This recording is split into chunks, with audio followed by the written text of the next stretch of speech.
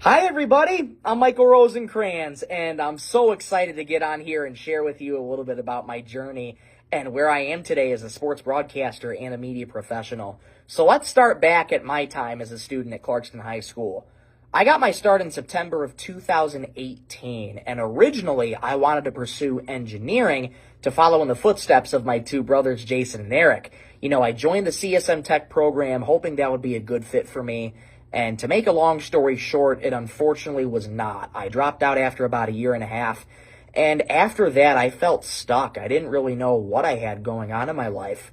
And sitting home at one night, I was reading through the curriculum guide trying to find classes. And I found one called Media Production. And after reading through the description, I thought, this might be interesting. Let's give it a try and see what happens. And in that first class, I learned a lot, running a camera, editing in studio, and how to be a good presenter in front of the camera. What really caught my eye was the opportunity to film sporting events. And if you know me, I've been a sports fanatic all my life and probably always will be. The very first event that I filmed for Clarkston High School was a football game. I was running camera all night long, and after that, I was absolutely hooked. I remember coming home, telling my family, yes, this is absolutely what I want to do with my life. And really, since that time, I've never looked back. I have been the public address announcer on and off for nearly 7 years for Clarkston Athletics, doing all sorts of events. Powder Puff football, boys and girls lacrosse, JV and varsity, a students versus staff basketball game, and of course, the annual Game for a Hope fundraiser for Clarkston boys and girls lacrosse going towards the New Day Foundation, which is still one of my all-time favorite events in the community.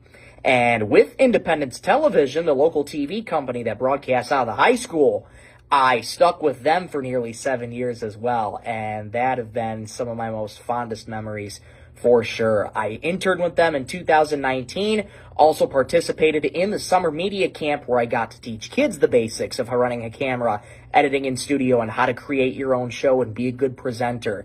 I did that twice in 2019 and this summer, so that was a lot of fun. And with Independence Television as well, I was a production assistant for that entire time as well, doing events in and around the community, whether I was behind the camera, in front of the camera, holding the microphone, interviewing people. Those have been some wonderful, wonderful times. And about 5 months after I graduated in 2021, this is in December, I was asked if I wanted to do play-by-play for Clarkston Athletics, and I said absolutely. Now, I had no play-by-play experience, but of course, being a sports fanatic, I listened to a whole lot of broadcasters. I won't name them off the top of my head because there's just so many, but a lot of broadcasters I've heard, and I wanted to try and basically, sound like they do. And my very first game I did for play-by-play was on December 16th, 2021, Clarkston basketball versus Orchard Lake St. Mary's. Now, that one unfortunately was in a losing effort, but that was a lot of fun, and I've been broadcasting Clarkston Athletics for nearly 4 years. I've done football, boys and girls basketball, baseball, and lacrosse, and that has taken me to a lot of great places in and around the state, including the Big House twice and Wayne State University for the Zenith Prep Kickoff Classic, and those have been some of the best memories at Clarkston for sure.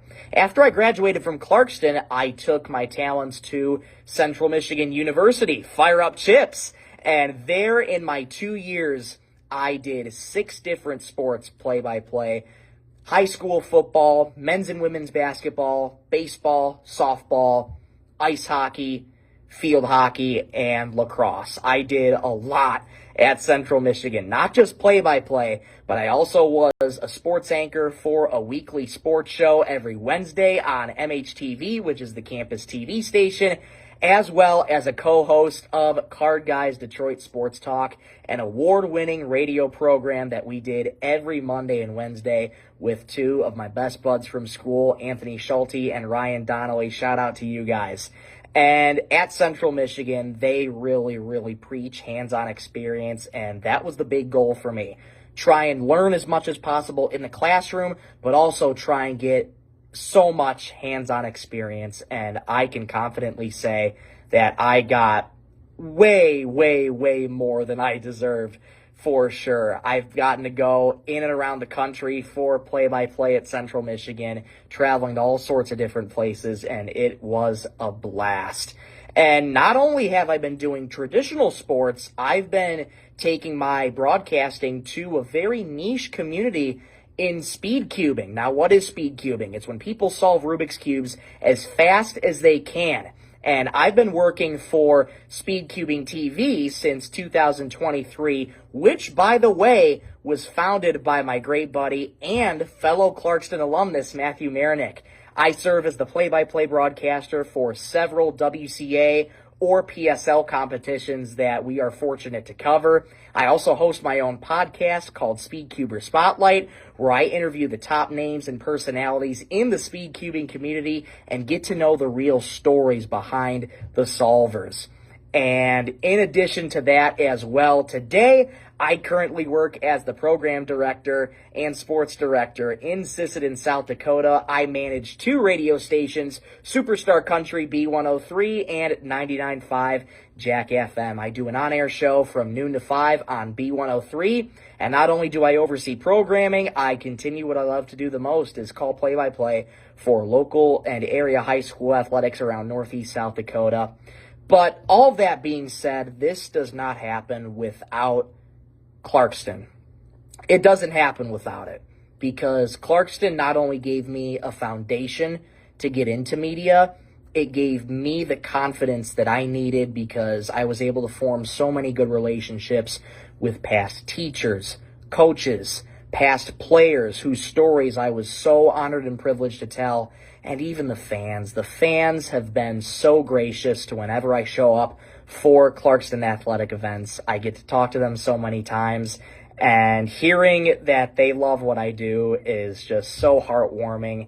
And again, I wouldn't be where I am today, genuinely, without Clarkston. I will always, always, always be grateful for my time at Clarkston High School, and Clarkston is still the place I call home today. It means the most to me, and again, for all the relationships I was able to form and for all the experiences I've had from Clarkston to Central Michigan to where I am right now, I will always be grateful that Clarkston gave me my start.